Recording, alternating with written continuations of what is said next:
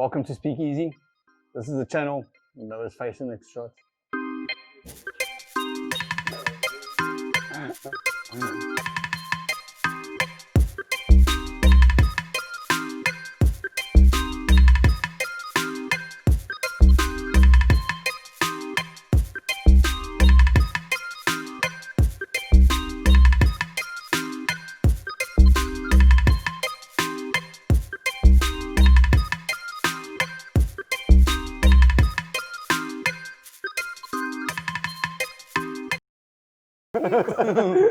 No. So you don't have to put that on camera. I mean, on YouTube, on the YouTube. Don't put it on the YouTube. Don't put it on the YouTube. No, I'm just. Welcome to Speakeasy, the show where we aim to demystify the cannabis plant and delete all old truths. Today we've got Denver Barnard, who runs the Cannabis Club South Africa. He's joining us today, and we're going to have a bit of a chat about cannabis, and he's got quite a remarkable story to tell us. Denver, welcome. Hi, thank you so much. Thanks for joining us. Thank you so much. Thank you. Tell us a bit about yourself. Where are you from? Well, I'm a local boy. I started my club in 2017. After my mother was diagnosed with cancer in December 2016. Okay. So for the whole of 2017 was an extremely tough year for my family and of course my mother. Okay. Well, basically the whole of 2016, my mother was misdiagnosed. Oh wow. Yeah. They kept saying she had PALS. Okay. But eventually by December we learned that it wasn't. It was anal cancer on the lining of a wall. Sure. So straight away we decided this was it. We're gonna have to jump into action and get as much cannabis as possible and change it into oil and do what we must. Okay. So I sat my mom down. I said, "Look here, we got a plan of action." This was in December. Now being on a government hospital and that, everything takes time. I mean, it's a long process from the interviews to the day you actually go and get your checks and that. So we decided straight there and then we're going to put on cannabis. And she agreed to it. She said, "You got nothing to lose and we're going to do it." So straight away, that was in December, just before Christmas, we started with suppositories. Small doses of suppositories. Okay. And slowly by January, we started increasing. Now, the scary part is only by March, they decided they were going to have a coloscopy bag. Okay. So during the period from January to March, there was no checks. So in that period, we were just feeding cannabis oil, cannabis oil, cannabis oil. Only with suppositories, or was she taking it? Only with the suppositories. Okay. At first, to start off, to get the feeling and all that. And then once we got into I don't know if you know the course, the RSO course. It's 60 grams, 90 days, get as much in as possible. Yeah. As much as the person can actually handle. Okay. So we started slowly with suppositories and slowly worked up. By the second month, we started suppositories and orally. Yes, okay. Definitely. And by March, I've got photos also. By March, she was in hospital, she was booked in. I think this was for us, was the changing part because we waited 3 months. Now, being a government hospital, we can't say go for a check to see what's going on. Go for a check. Every time we think something is better. So my brother flew down from Spain. She was booked on the Friday. He flew down from Spain and he arrived the Thursday. We're going to surprise her at hospital. It's a big important thing. Once you go through this, they say there's like a 90% chance they cannot do it over again. They cannot reverse it. It's a one shot. It's a once thing. And by the Saturday morning, we got a call from my mother and she said, "Okay guys, the doctors did a check on me and all that and they said I must come home." They sent her home. They cancelled the operation. So straight away, I knew, okay, something has happened. There's no way now would they cancel the operation. Booked in the Friday night and then cancel it the Saturday morning. After waiting so long, especially, yeah. So that was fantastic news for us. Yeah. So basically, that's the same month. That was March. April the 2nd, I started Cannabis Club online, the community. Sure. And that was just to speak to other growers, speak to other people who are also experiencing that they're going through. I mean, it touches a lot of people. It's not just my family, it's everyone's family, you know, they can be affected. Yes. So that was, for us, was amazing. And finally, they decided that with the government hospitals, you have to go through a process where it's almost 6 months before you can even get chemo. Yeah, 6 months. Some cancer patients don't survive. Won't survive. And that's exactly I thought, because by December, my mother couldn't walk, she couldn't sit, she was laying on her stomach most of the time. She was in pain. And by February, she was up and about, she was missioning around the house and stuff like that again. That's amazing. So there was a big thing, but she was high. She was high for most of those 3 months, brother. You told me she used to wake up in the middle of the night to make food. 2 o'clock in the morning, she'd wake up and start cooking food and stuff like that. And my sister used to worry. Snacks. But we expected stuff like that. And by, obviously, with being in a family, it was a group decision on which way she would go in the end. Now, I pushed for cannabis all the time, and everyone was happy. But then my sister decided we should actually do the chemo and we should do the radiation. Okay. But by that time, she has already been on the major process of cannabis, which is the 60 grams. It was already completed. But we were already still continuing over that period. So by the time chemo and radiation came, she eased it. Not all the way. I mean, it burnt her stomach and that. She had burns on her thighs. And but that's when cannabis cream, we used lotions and stuff like that to ease it. And did you guys make the creams and stuff? yes, we made everything ourselves. We sourced all our own products from our local growers and stuff like that. Mostly cheese, being in Cape Town. So it was a dominant strain that we used majority of the time, and we still use today. So, cheese has got, does it have much of a CBD content? No. Not really, yeah? It's mostly it's a high THC. This is, you know, they often talk about the entourage effect and stuff like that. This was a THC battle all the way, you know, and for us it worked. By the time she went for the radiation and all that, afterwards they do another check. This was a long year, you know, everything took 3 months for the bag to go, another 6 months, for another 3 months to arrange for the chemo and the radiation. So I feel so sorry for people out there, especially with our medical system, because it drags on, and not all of them can survive that period of time. Exactly. So my mother had to, I'd accepted it. It's something you need to fight for. And she was a fighter. She wanted to stay around. She wanted to survive. And she knew she needed to get as much in as possible for her to make it work. And when she went for a test that was August, November, she went for the test. It was all clear. She was 100% cancer free. So it was a hell of a journey for us, but it paid off. She's still on cannabis. She takes every day her cannabis oil. She loves it. FECO, she's putting FECO, but which we make capsules for her. She doesn't like using these syringes. So, and then she loves the edibles. So she has gone completely cannabis. And my mom was a very churchy lady, you know, don't do cannabis. Conservative, brother. Now she chows an edible before she goes to bed in the evening. She takes the capsules in the morning to function.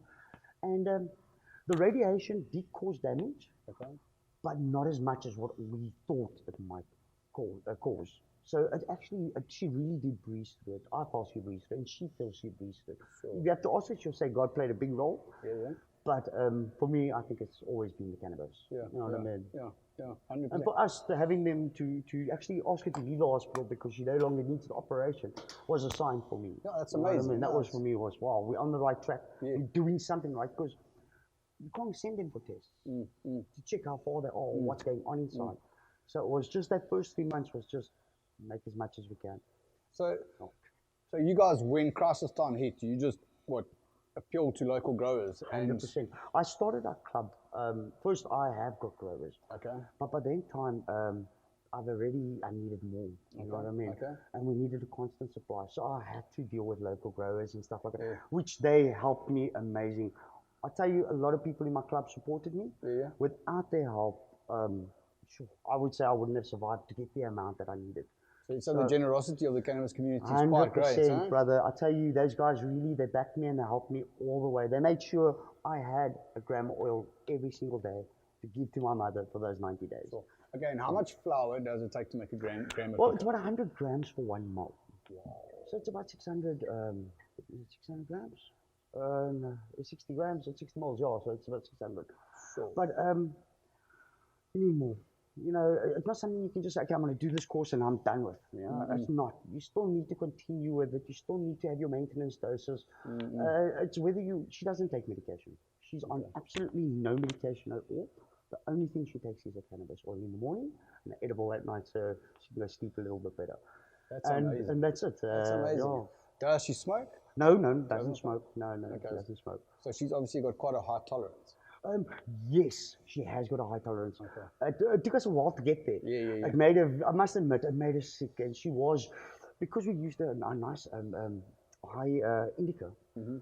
She slept most of the time. You know what I mean? Okay. So Okay, cheese is an indica? yeah, it was a nice heavy indica, brother. Okay. And yeah, it was awesome. I'm actually so excited to have her around with us, and like I said, you know, it's a two-part. The cannabis oil was doing its part, but you still need to have that motivation inside you, that fight, and that belief that, hey, you know what, I'm going to overcome this, I'm going to do this, and I need to do this for 3 months. And if I don't do it right, it's not going to work. You know what I mean? Yeah. So and you're not going to know. Exactly. So you need to have that willpower to go for it. Because I've seen a couple of guys they start the course, they have their first pack of 30 capsules, and then they can't do it. You know, it's just they can't handle the high. They just can't. And it must be insane. It must be an intense, strong high. For someone who has never smoked, or smoked it or done it or anything like that. It must get a bit nuts. So it does freak some people out, and I've come to learn that not everyone's comfortable with it. And if you're going to start on it, try small dosages and slowly bring it up. You know what I mean? And if you feel you can't do it, then you know you can't. It's just the way it is. Can you explain this RSO 60 gram dosage thing? How does it work? Okay, so we all know Rick Simpson. Yeah. Rick Simpson came up with this method of using the old rice cooker and making some cannabis oil. In December, we went online, we Googled Rick Simpson, we got his method, and believe it or not, it's actually easy. For anyone who wants to do it at home, I promise you, it's like making a cup of tea. Oh, really? It's really simple to use, and it's simple to do the method. At 60 grams, what they recommend is it's a 90-day process. Okay. At 60 grams. Now, if you can take all 60 grams fast as possible, that's fine. But normally what they recommend for the first month, small doses, and slowly build it up until the middle month. Once you hit that middle month, you need to start dosing. This is it. You've gotten accustomed to it now, and now we need to start dosing you. And by the third month, then we slowly bring you down again. Depending on how much oil you got. If you haven't completed the course within that 3 months, you need to speed it up. You'll be taking it all the way till the bitter end. Indeed. You have to complete the course. Okay, so it's a 90-day, 60 gram process. 100%. So you have to get 60 grams of FECO oil. It's FECO oil, right? That's FECO. You have to get 60 grams of FECO oil in your body in 90 days. Whether it's orally or rectally or whatever. Suppositories, I believe they don't cause a high if it goes. No, they do make it do. She got liquor buzz. Sorry, she got liquor buzz on it, guaranteed. Okay, so it does. Okay, that's just something I've heard, so I'm just asking. It's activated, so it makes a buzz. That's interesting. So you guys use cheese as your main predominant, because that was what was available locally. Okay, so that's because of availability. It wasn't 100%. A selected strain or something like that. Only what was available, and that's what I tell everyone. I mean, there's no use you going to spend thousands of rands or you can't get your strain. If you get anything, Swazi or whatever, cook it up, make your oil and use it. It's pointless of just trying to wait to get the best strain. Just grab what you got and make the most of cannabis it. Cannabis is cannabis at the end of the day. At the end of the day, it's both cannabis oil. One's going to keep you up, the other one's going to make you sleep. Yeah, exactly. Can you quickly explain to us the process of making FECO? You said it's quite simple, like making tea in a rice cooker? 100%. What's the ingredients and how does it work? Well, we use food-grade ethanol, which some of them are locally supplied. Not everyone can get it. It's quite a difficult thing to get sometimes. But is there an alternative to ethanol? Yes, we do recommend the Herbisol, which comes from Ethanol SA. They supply a plant extract, and with a little ebook that will help you to extract the process. Okay, so all we do, put the bud into a little pot, soak it in the ethanol, crush it up, really mince it in. How long do you soak it for? At least 20 minutes. You know what I mean? I'm molding it, I'm crushing it. It's a quick process. And then I'm pounding it with a what do you call it, a pellet or a pestle and mortar. Pestle and mortar type of stuff. And once we do that, we filter it into through a coffee filter into a nice big jar where we collect it, and then from there straight into the cooker. Once we've done that, cooked it off, normally takes a few 15 minutes or so just to cook off. We take that oil into another warmer plate where it will sit and now cook off the last of that ethanol. And what we normally do is, if you will have bubbles in your oil, you need to wait until that oil is nice and smooth, no bubbles coming out, and then you know, okay, you pretty much got it all out. Okay, and yeah, because you don't want to be ingesting ethanol. Okay. Yes. So you normally, that can take easily up to 2 hours to 3 hours even, just to finally purge that oil out. Okay, all right. And so does the cannabis have to be decarbed? You have to cook it off in the oven? No, you don't have to decarb your cannabis. Okay. Because the pot is actually cooking it up at the correct. Now, Rick Simpson, he has tested it, that he sent it for testing and that, and they confirmed that this method of using the rice cooker actually works 100%, and it activates the oil for you. So you don't have to decarb your weed or anything. It's just a matter of extracting the oil using ethanol, and then using a food grade ethanol, obviously, and then extracting. How can I say, filtering? Okay. Yeah. Okay, so the decarb process happens in the actual cooking it off. In the cooking off the ethanol. 100%. That's interesting. And you say now your mom is pretty... 100%. Yeah, no, cannabis is not a drug. Not a drug. She was very anti-cannabis. Believe it or not, my sister was very anti-cannabis. My mother was very anti-cannabis. My father was a smoker. He gave me my first joint when I was 18. When I moved out the house, he said, "Yeah, my boy, go smoke it at your flat." Nice. And was it at least good or was it just? It was good. It was good. Okay, yeah, old good old Swazi, bro, back in the day. Yeah. So my dad was always like a supporter of it, and he passed away a couple of years ago and that. So my mother was like new to it. She always allowed my dad to do it, but she never really got it. It wasn't for her. But now she can see the benefits. She's experienced it herself. And now she basically tells all her church people, get cannabis oil, get this, get that. Everyone she goes to, she recommends it. Nagmaal in church has changed, eh? But I promise you, those church people. She's sneaking in that cannabis infused edibles. That's my favorite. Red wine and weed. They're doing it in church even if they're anything. That's it. That's an amazing story. We actually need more people to speak out about it and to, I think so. To give the experiences, because a lot of people are under the guise that it's a drug. Do you have a favorite strain? Yes, one of my favorite ones that ever stood up for me was Dutch Passion, Urban Poison. I know it's not the original, but I tell you, that plant for me was something classic. Denver, thanks so much for joining us. Thank you so much for speaking out and for speaking of your experience and your mom's experience. And I'm really, really glad that she's okay and that she's healthy and happy and high. Very high. Tell your mom we say hi. Thank you so much for coming on the show. Thank you so much for having me. John, for speaking, thank you so much. All the best. Thank you so much. We will... When I look at the camera, I go like... Thank you so much, Speakeasy family. This is what we want to do. We want to bring the cannabis plant to light. Education. It's been in the darkness for way too long, and it's about time this girl gets all her glory. Thank you, Denver. Thank you, brother. Okay, guys, so we got this nice little bag that we're launching soon. It's called Bag to Basics. We've got our cannabis grinders, our puck with the high grade LA grape. We've got, let me empty it like a, so we've got some Karma papers, bee-friendly papers. So these are seeded papers. For us idiots that like to litter and we flick our joints around, these things will sprout seeds. So these have got like herbs and stuff. These have got flowering seeds, so these attract bees. So, and it's got, you'll get 2 Karma pre-rolls and you'll get 2 packs of Nutri-Glue paper. These have got vitamins and stuff in the glue. So every time you lick and roll a joint, you're getting a bit of a amino and vitamin boost. Okay, so this Bag to Basics, it's valued at $710. Really awesome little bag. If you would like to win this, all you have to do is subscribe to our YouTube channel and share this episode on any social media platform. Facebook, Instagram, Twitter, Reddit. En I ran out of ideas. And as soon as I said that, okay, but you can cut.